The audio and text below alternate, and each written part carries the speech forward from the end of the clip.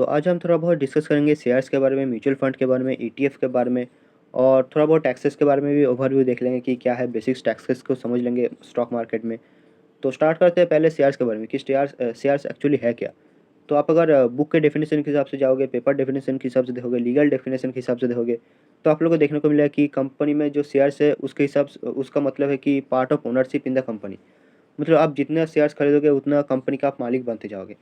मतलब आपने अगर किसी भी कंपनी में अगर मान लीजिए 100 शेयर्स है और आपने 5 शेयर्स खरीद लिए, तो आप उस कंपनी के लीगली और पेपर पेपर के हिसाब से 5% के मालिक बन गए। प्रैक्टिकली ऐसा है कि नहीं, ये आप क्वेश्चन कर सकते हो, क्योंकि मुझे नहीं लगता कि मैं अगर किसी भी कंपनी में शेयर्स खरीदता हूँ तो हो सकता है लीगल डेफिनेशन के हिसाब से और पेपर डेफिनेशन के हिसाब से हो सकता है मेरे पास राइट्स हो, लेकिन एक्चुअली मेरे पास कोई अधिकार है नहीं as a retail shareholder. तो मैं इसको पेपर डेफिनेशन क्यों कहता हूँ ये आपको बाद में पता चलेगा। मैं आपको बाद में थोड़ा सा एग्जांपल देके बताऊंगा। लेकिन अभी जान लेते हैं कि शेयर्स को कैसे कैलकुलेट कैसे करते हैं कि आप कितने परसेंट के मालिक बनोगे वगैरह। तो मान लेते हैं एक एबीसी कंपनी है जिसके पास टोटल 100 शेयर्स है और आपने 5 शेयर्स खरीद लिए उस कंपनी से। तो आपके पास 100 में से 5 शेयर्स है, तो आप कंपनी के 5% के मालिक बने। तो कैलकुलेट ऐसे होता है।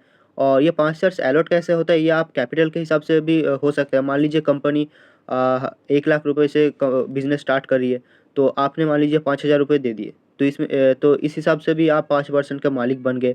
या फिर क्या होता है कि हर समय एक कैपिटल के बेसिस पे भी नहीं होता। बहुत बार क्या होता है कि जो अभी अर्ली स्टेज स्टार्टअप वगैरह होता है, उसमें क्या होता है कि कैपिटल कोई लाता है, कोई टेक्नोलॉजी लाता है, कोई बहुत तरीके से चीज़ें कंट्रीब्यूट करता है। और ऐसा भी उस हिसाब से वो डिसाइड कर लेते हैं कि किसको कितना शेयर्स मिलेगा, परसेंटेज ऑफ शेयर्स मिलेगा, वो भी अलग से डिसाइड कर लेते हैं।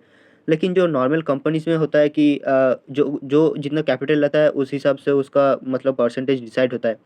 मतलब कंपनी के पास अगर 100 शेयर्स है और आपने 20 शेयर्स खरीद लिए, मतलब आप कंपनी के 20% के मालिक बन गए, 20% शेयर्स के आप ओनर हो।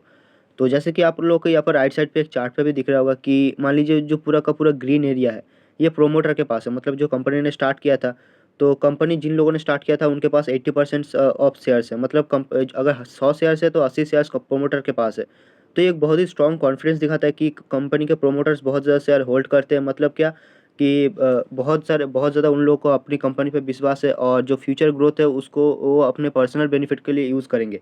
मतलब कंपनी पे विश्वास है, मतलब इसलिए उन्होंने बहुत सारे शेयर्स होल्ड करके रखा है। लेकिन ये बहुत ज़्यादा प्रोमोटर होल्डिंग भी कभी-कभी बैकफायर कर जाता है, क्योंकि क्या है, इससे कंपनी का पूरा बहुत ज़्यादा स्ट्रॉन्ग कंट्रोल होता है प्रोमोटर के पास। तो कई बार क्या होता है कि अगर बहुत ज़्यादा शेयर्स कंपनी के प्रोमोटर के पास है, तो ऐसे में क्या होता है कि जो रिटेल होल्डर्स है या फिर जो माइनॉरिटी शेयर होल्डर्स है, उनको बहुत ज़्यादा मतलब वैल्यू नहीं किया जाता। क्या होता है कि कंपनी के प्रोमोटर के पास मैक्सिमम शेयर्स है, तो जब चाहे जो चाहे डिसीजन पास करा सकते हैं। मतलब कंपनी के जो रिटेल इन्वेस्टर्स है उनसे पूछना भी नहीं पड़ता। और जब चाहे वोटिंग की तरफ से वो उनका तो निकल ही जाना है, क्योंकि मैक्सिमम होल्डिंग उनके पास ही है। अब मैंने जो कहा था कि ये पेपर डेफिनेशन है कि पार्ट ऑफ ओनरशिप है कंपनी में, मतलब एक्चुअल में आप अगर लीगली देखने जाओगे तो आपके पास आपने अगर 5,000 100 में से खरीद लिए है, तो आपके पास 5% का राइट्स है। मतलब आप कंपनी में अगर वोटिंग होना हुआ या फिर फ्यूचर में कुछ भी मतलब कंपनी के जो भी एसेट्स वगैरह है, कंपनी में जो भी चीज़ें है उसमें से 5% का मालिक आप हो। लेकिन ये तो पेपर डेफिनेशन हो गया, और आप अगर लीगली एक्शन लेना चाहो तो भी आप ले सकते हो, इसमें कोई प्रॉब्लम नहीं है। लेकिन एक्चुअल प्रॉब्लम आता है कब, जब आप स्टॉक मार्केट पे आते हो या फिर जब आप एक्चुअली कुछ चीज़ें एग्जीक्यूट करना चाहते हो, तब आपके पास कोई पावर नहीं है। चाहे आप कंपनी के मतलब कितने भी परसेंट ओनर बन जाओ, अनलेस आप मेजॉरिटी शेयर होल्ड करते हो या फिर आप सेकंड या थर्ड होल्डिंग पे नहीं आते, तो आपका कोई वैल्यू नहीं है। तो यहाँ पर आप देख सकते हो कि मेजॉरिटी शेयर होल्डिंग क्या है कि कंपनी के प्रोमोटर के पास है। और मान लीजिए प्रोमोटर कोई ऐसा काम करना चाहता है जिससे रिटेल या फिर माइनॉरिटी शेयर होल्डर को बहुत ज़्यादा नुकसान पहुंचेगा, और वो बिल पास करना चाहते हैं, मतलब वोटिंग से। अब कोई भी नया चीज़ होता है तो वोटिंग से ही पास होता है। तो अब मान लीजिए आपके पास 5% है और बाकी म्यूचुअल फंड का पास 15% है। टोटल टोटल भी कंबाइन कर लोगे तो 20% आएगा। तो ऐसे में अगर वो वोटिंग होना भी है, तो आप सोच सकते हो कि 80% शेयर होल्डिंग प्रोमोटर के पास है। वो चाहे कोई भी बिल पास कर सकते हैं। आप चाहे येस पे वोट करो, नो पे वोट करो, कोई भी फ़र्क नहीं पड़ता। आप एज एक रिटेल शेयर होल्डर कंपनी में जाके एक चेयर भी नहीं हिला सकते हो, और ये वोटिंग वगैरह तो दूर की बात है। और ये सब जो छोटी-छोटी कंपनीज़ है, बहुत ज़्यादा micro cap small cap companies है, वहाँ पर बहुत ज़्यादा देखने को मिलता है कि वो अपने हित के हिसाब से, मतलब जो अपने बेनिफिट के लिए कुछ भी मतलब कर कर सकते हैं। और ऐसा नहीं कि छोटी कंपनीज़ में देखने को मिलता है, आप लोगों को बड़ी-बड़ी कंपनीज़ में, लार्ज कैप में भी बहुत ज़्यादा थोड़ा बहुत आप लोगों को देखने को मिल सकता है ऐसा, कि अगर बहुत ज़्यादा प्रोमोटर होल्डिंग है तो बहुत ज़्यादा मतलब मैनिपुलेटिव चीज़ें हो सकती है। और मोस्टली टाइम क्या होता है कि कंपनी के जो प्रोमोटर्स होते हैं, अगर मैनेजमेंट ठीक-ठाक है, तो बहुत बार क्या होता है कंपनी में जो भी कंपनी के भले के बारे में ही सोचते हैं, कभी भी ऐसा नहीं है कि कंपनी के मतलब खराब के बारे में सोचेंगे। तो मेजॉरिटी शेयर होल्डर बहुत ज़्यादा खराब नहीं होता है, लेकिन क्या होता है छोटी-छोटी कंपनी में बहुत ज़्यादा मैनिपुलेटिव हो जाता है। तो छोटी कंपनी में आप लोग को बहुत ज़्यादा ध्यान रखना होता है। प्रॉब्लम एक ही है कि माइनॉरिटी शेयर होल्डर के मतलब विरुद्ध नहीं सोचना चाहिए। अगर ऐसा नहीं है तो पूरा मेजॉरिटी शेयर होल्डिंग बहुत ज़्यादा अच्छा होता है। ना अब उस क्वेश्चन पे आते हैं जो मैंने पहले बताया था कि ये जो भी डेफ़िनेशन आप लोग को बुक्स में देखने को मिलेगा, ये सिर्फ़ पेपर और लीगल डेफ़िनेशन है। लेकिन जो एक्चुअल आप लोग को मतलब स्टॉक मार्केट या आप अगर as a retail investor invest वगैरह करते हो, तो फिर जो आप लोग को डेफ़िनेशन देखने को मिलेगा या फिर मैं जो मानता हूँ जो डेफ़िनेशन मैं मानता हूँ, वो है कि आप लोग को as a retail investor only आप लोग को जो कैश फ्लो है उसमें आप लोग को राइट्स मिलता है। इसका मतलब क्या है? इसका मतलब ये है कि कंपनी जितना भी इनकम करती है, कंपनी में जितना भी कैश आ रहा है, सिर्फ़ और सिर्फ़ उतने का ही आप लोग को ओनरशिप मिलेगा। मतलब क्या है कि कंपनी में जो भी एसेट्स वगैरह है, उस पे आप लोगों का कोई इन्फ्लुएंस नहीं रहेगा। आप नहीं डिसाइड कर सकते कंपनी कहाँ पर कितना एसेट लगाए, कितना फैक्ट्री लगाए, क किसको माल बेचेंगे, किसको नहीं बेचेंगे। ये सब आप लोग कुछ भी डिसाइड नहीं कर सकते क्योंकि आपके पास इतना पावर ही नहीं है। मतलब कंपनी के पास जितने भी प्रॉफ़िट्स वगैरह आ रहे हैं, इसमें ही सिर्फ़ आपको सिर्फ़ ओनरशिप मिलेगा। तो इसकी वजह से आप लोग को इसमें से ही आप लोग को डिविडेंड भी देखने को मिलता होगा कि आप लोग को पर शेयर जितना भी अर्निंग्स हो रहा है, उसमें से आप लोग को डिविडेंड मिलता होगा। अब शेयर्स के बारे में तो जान लिया, अब थोड़ा शेयर होल्डर के बारे में जान लेते हैं कि आप अगर शेयर्स में इन्वेस्ट कर रहे हो, तो एज़ अ शेयर होल्डर आपका रिस्क सबसे मैक्सिमम है और ऐसा क्यों है कि मैं उस जो मार्केट में फ्लक्चुएशन होता रहता है रोज़ मैं उसकी बात नहीं कर रहा हूँ। मैं बात कर रहा हूँ कि कंपनी को मान लीजिए कि किसी भी रीज़न की वजह से कंपनी को बैंकरप्ट की कगार पे आ गया, तो इस केस में क्या होगा कि आपका प्रेफ़रेंस सबसे लास्ट में आएगा, मतलब आपको पैसा सबसे लास्ट मिलेगा। और बहुत बार मोस्टली स्टेजेस में क्या होता है कि शेयर होल्डर्स तक आते-आते कंपनी के पास पैसा खत्म हो जाता है, तो आपका कोई भी पैसा नहीं मिलता। और ये मोस्टली केसेस में होता है। मतलब 99% केसेस में यही आप लोगों को देखने को मिलेगा कि शेयर होल्डर को कोई भी पैसा नहीं मिलता। तो सबसे पहले मोस्टली प्रेफर्ड होता है कि जो भी लोन प्रोवाइडर्स है मतलब जो भी बैंक ने अगर कोई भी लोन दे के रखा है, बॉन्ड होल्डर ने अगर कोई भी लोन दे के रखा है, तो सबसे पहले उनको पेमेंट किया जाता है। और ये पेमेंट आता कहाँ से है? मतलब मान लीजिए कोई भी कंपनी मतलब बैंकरप्ट उसने उसने घोषित कर दिया, तो उसके बाद क्या होता है कि उसके पास जो भी एसेट्स होता है, उसको सेल किया जाता है। उससे जो भी कै पैसा आता है, उसको पहले जो भी लोन प्रोवाइडर हो गया, उनको पैसा दिया जाता है। और उसके बाद अगर थोड़ा बहुत बच गया, जो कि बचता नहीं है कभी भी, वो शेयर होल्डर्स को मिलता है। अब आता है जो 2 तरीके के आप लोग को शेयर्स देखने को मिलेंगे। एक है कॉमन शेयर्स और एक है प्रेफर्ड शेयर्स। कॉमन शेयर्स वो है जो कि आप लोग को नॉर्मल शेयर मार्केट में आप लोग को देखने को मिलेगा, जो आप रोज़ाना बाय करते हो नॉर्मली ये कॉमन शेयर्स है। और दूसरा एक शेयर्स है जो कि प्रेफर्ड शेयर। प्रेफर्ड शेयर क्या होता है कि प्रेफर्ड शेयर में कुछ अलग से बेनिफिट्स मिलते हैं। मतलब ये प्रेफर्ड शेयर्स में ऐसा कुछ क्लॉज़ भी हो सकता है कि आप बाद में इसको कॉमन शेयर्स में कन्वर्ट कर सकते हो। इसमें क्या होता है कि आप लोग को एक फिक्स डिविडेंड मिलता रहता है मतलब हर साल। मतलब ये कितना भी हो सकता है 10% हो सकता है 12% भी हो सकता है 14% भी हो सकता है। और ऐसा क्लॉज़ भी होता है कि कंपनी मान लीजिए इस साल लॉस कर दिया, तो इस साल का जो डिविडेंड देना था वो डिविडेंड और अगले साल जो डिविडेंड देना है मतलब टोटल 28% डिविडेंड कंपनी को अगले साल देना पड़ेगा। मतलब कंपनी जिस साल भी प्रॉफ़िट करेगी। मतलब कंपनी मान लीजिए अगर 3 साल बाद प्रॉफ़िट करती है, तो उस टाइम पे जितना भी ये बच गया मतलब कंपनी जितने 3 साल में प्रॉफ़िट ने मतलब डिविडेंड नहीं दिया, तो उसको मिलाकर चौथे साल में उन लोगों को जो भी 14 इंटू 4 करके उनको डिविडेंड देना पड़ेगा। और जो मैंने बताया था कि शेयर होल्डर अगर कभी भी लिक्विडेशन हो गया तो उस टाइम पे शेयर होल्डर का जो भी प्रेफरेंस आता है वो सबसे लास्ट में आता है। तो इस केस में भी जो इन इस कैटेगरी में भी जो प्रेफर्ड शेयर होल्डर्स है उनका नाम सबसे पहले आएगा। मतलब कॉमन शेयर होल्डर से पहले भी नाम प्रेफर्ड शेयर होल्डर का आएगा। तो इस केस में आप बता सकते हो कि तो फिर ये तो बहुत ही अच्छा है अगर सब चीज़ इतना अच्छा है, डिविडेंड भी एक फिक्स रेट पे मिलता रहेगा और इक्विटी का भी बेनिफिट मिलता है। कॉमन शेयर्स में हम लोग इसे कन्वर्ट कर सकते हैं, तो यही क्यों ना खरीद लें हम। इस पे कंपनी के ग्रोथ का फ़ायदा भी मिलता रहेगा। तो ऐसा है कि आप एज़ अ रिटेल इन्वेस्टर इसको खरीद नहीं सकते। आपको अल्ट्रा एचएनआई या फिर एचएनआई कैटेगरी में आना पड़ेगा। मतलब आपको करोड़ों का इन्वेस्टमेंट करना पड़ेगा कंपनी में, तभी आप लोग ऐसे शेयर्स मिलते हैं। और मोस्टली कंपनीज़ अगर कंपनी अच्छी स्टेट में है, तो कंपनी कभी भी ऐसे प्रेफर्ड शेयर होल्डर्स इश्यू नहीं करती। कंपनी या तो बॉन्ड्स की मदद से या फिर लोन की मदद से पैसा उठा लेती है कंपनी को अगर पैसे की ज़रूरत है। अनलेस अगर कंपनी बहुत ही मतलब ख़राब स्टेट से गुज़र रही है, तो उस केस में क्या होता है कि उन लोग बॉन्ड, लोन से वगैरह पैसा नहीं मिलता। तो उस केस में वो लोग क्या करते हैं कि उन लोग को पता है कि मैं अगर शेयर्स इश्यू भी करने जाऊँगा तो कोई भी पब्लिक भी मेरे शेयर्स नहीं खरीदेंगी। तो इस केस में क्या करते हैं वो प्रेफर्ड शेयर होल्डर से मतलब ऐसे शेयर्स इश्यू करते हैं ताकि उन लोगों को कुछ पैसा आए और वो कंपनी को थोड़ा बहुत चला सके। As a retail share holder आपको शेयर्स खरीदने से पहले बहुत ज़्यादा चीज़ों का ड्यू इंटेलिजेंस करना पड़ता है, बहुत सारी चीज़ों को देखना पड़ता है क्योंकि as a retail share holder आप इतना कम पैसे से शेयर खरीदते हो कि मोस्टली क्या होता है कि जो बड़े-बड़े प्लेयर्स हैं वो आप लोगों को डोमिनेट करने की कोशिश करते हैं। और बहुत बार क्या होता है कि वो आपको वैल्यू भी नहीं करता। जो भी प्रोमोटर्स है जो भी एफआई डीआई है वो क्या करते हैं कि अगर उन लोगों को कोई भी चीज़ पता चलता है तो क्या करते हैं, रिटेल शेयर होल्डर को डंप करने की कोशिश करते हैं। तो एज ए लास्ट में सब चीज अगर कुछ भी होगा तो फंसेंगे सिर्फ और सिर्फ रिटेल शेयर होल्डर। तो इसलिए बहुत ज़्यादा सोचने के बाद, बहुत ज़्यादा ध्यान देने के बाद भी किसी कंपनी के शेयर्स खरीदना पड़ता है। तो इसलिए जो मैंने जो डेफिनेशन बताया कि मैं जिस डेफिनेशन को मानता हूँ वो क्यों मानता हूँ, इसलिए मैंने आप लोगों को वो बताया। वरना ऐसे आप कहीं भी जाओगे तो आप लोग को यही डेफिनेशन बताया जाएगा कि आप ऐसे पार्ट ऑफ ओनरशिप मिलता है आप लोगों को अगर आप शेयर्स खरीदते हो। लेकिन कोई भी आप लोग को ये नहीं बताया कि आप एक कंपनी में जाकर चेयर भी नहीं हिला सकते, कोई भी आप बोर्ड का डिसीजन को इन्फ्लुएंस नहीं कर सकते अगर आप माइनॉरिटी शेयर होल्डर हो। तो ये सब पार्ट ऑफ ओनरशिप वगैरह तो दूर की बात है। सिर्फ और सिर्फ आप लोगों को कैश फ्लो में, आप लोगों को सिर्फ एक ही बात ध्यान रखना है कि आप लोगों को सिर्फ और सिर्फ कैश फ्लो में आप लोग को ओनरशिप मिलता है, बाकी आप लोग को कुछ ओनरशिप आप लोग को, आपके पास कोई अधिकार नहीं है। अब आते हैं स्टॉक मार्केट में शेयर प्राइस मूव कैसे करता है। मतलब आप लोगों ने देखा होगा कि कोई कंपनी का शेयर 100 रुपीज़ था, 101 हो गया, 102 हो गया, 105 हो गया, 200 हो गया। ये कैसे होता है, ये हम लोग थोड़ा सा बहुत डिस्कस कर लेते हैं।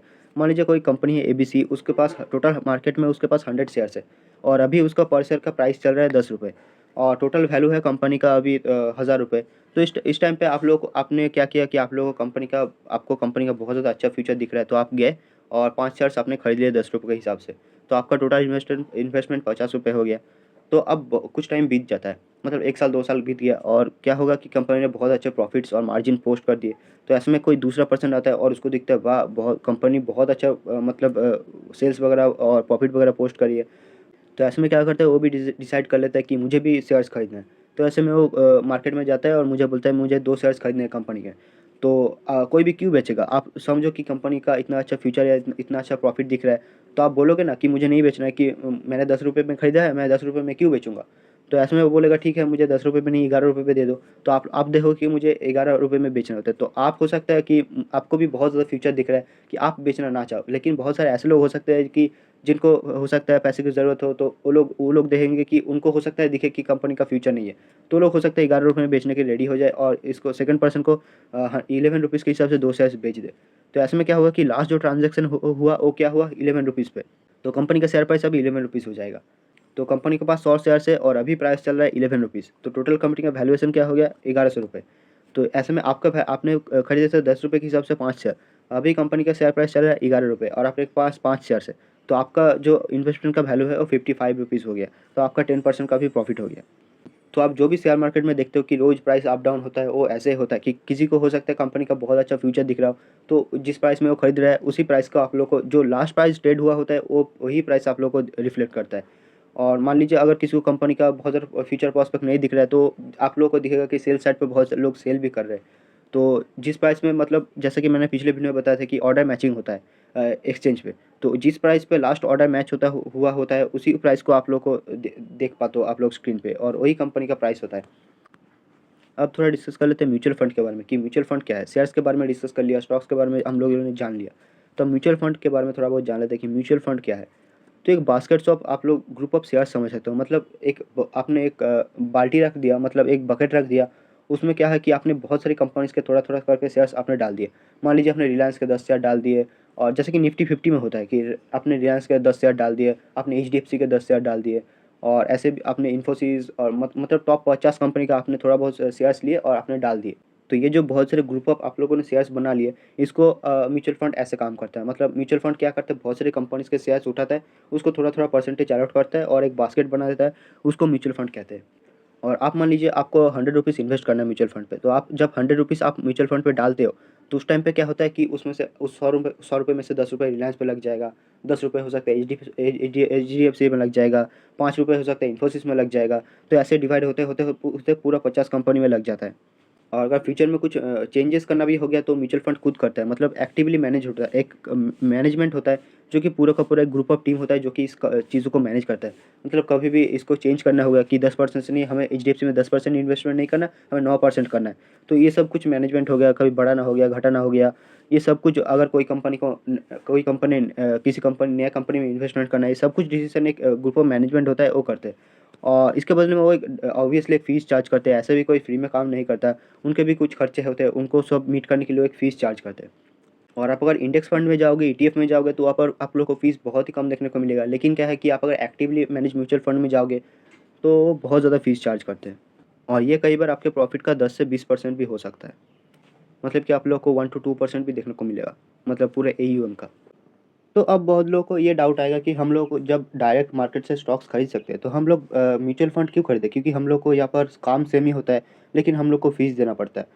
तो इसका बहुत ही सिंपल सा आंसर है कि हम लोग को रिस्क डाइवर्सिफ़िकेशन करने के लिए, मतलब क्या है कि आप अगर मान लीजिए कोई भी कंपनी खरीद रहे हो, तो आप 2-4 कंपनी खरीद पाओगे, और या फिर मान लीजिए आपने 10 भी कंपनी खरीद लिया, तो उस केस में क्या होगा कि आपका मान लीजिए एक कंपनी पूरा का पूरा डूब गया, तो उस केस में आपने जितना भी पैसा इन्वेस्ट किया था, पूरा का पूरा आपका चला गया।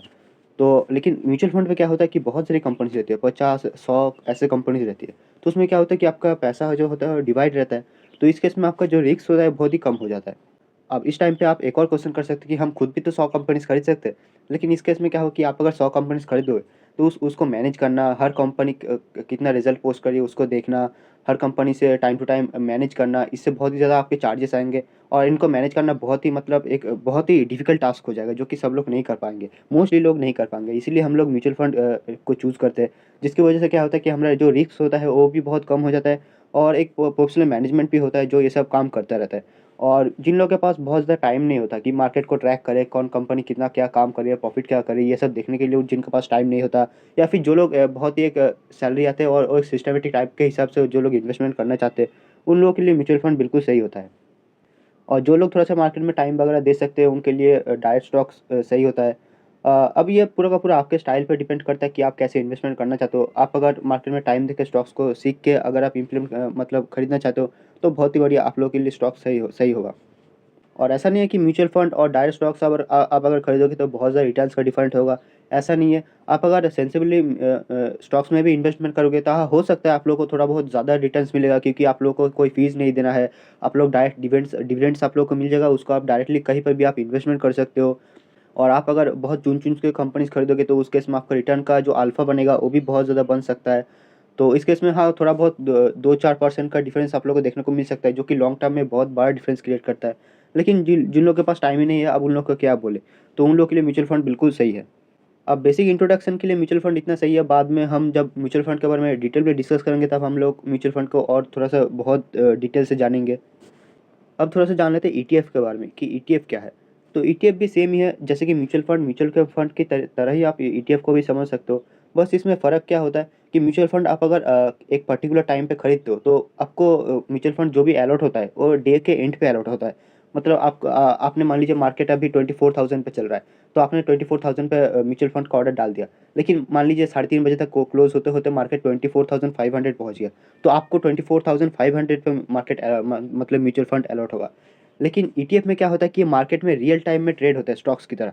तो इसमें आप मार्केट अभी 24,000 चल रहा है, और आप अगर अभी ईटीएफ खरीदोगे, तो आपको 24,000 पे ही मिलेगा, और आप रियल टाइम में आप अगर सेल भी करना चाहते हो, तो भी सेल कर सकते हो। ये पूरा का पूरा म्यूचुअल फंड की तरह ही होता है, बस ये मार्केट में रियल टाइम में ट्रेड होता है। ये एक इसकी खास बात है, और एक यूनिक फीचर है। और एक और फीचर आप लोग को यहाँ पर ईटीएफ में मिल जाता है कि इसका चार्जेस म्यूचुअल फंड से थोड़ा-सा कम रहता है। और क्योंकि ये एक्सचेंज पे ट्रेड होने वाला म्यूचुअल फंड है, इसलिए इसको एक्सचेंज ट्रेडेड फंड या फिर ईटीएफ बोला जाता है। अब थोड़ा बहुत टैक्सेस के बारे में ओवरव्यू देख लेते हैं। आप अगर लिस्टेड इक्विटी खरीद रहे हो, तो आप लोगों को क्या-क्या टैक्स देना पड़ सकता है।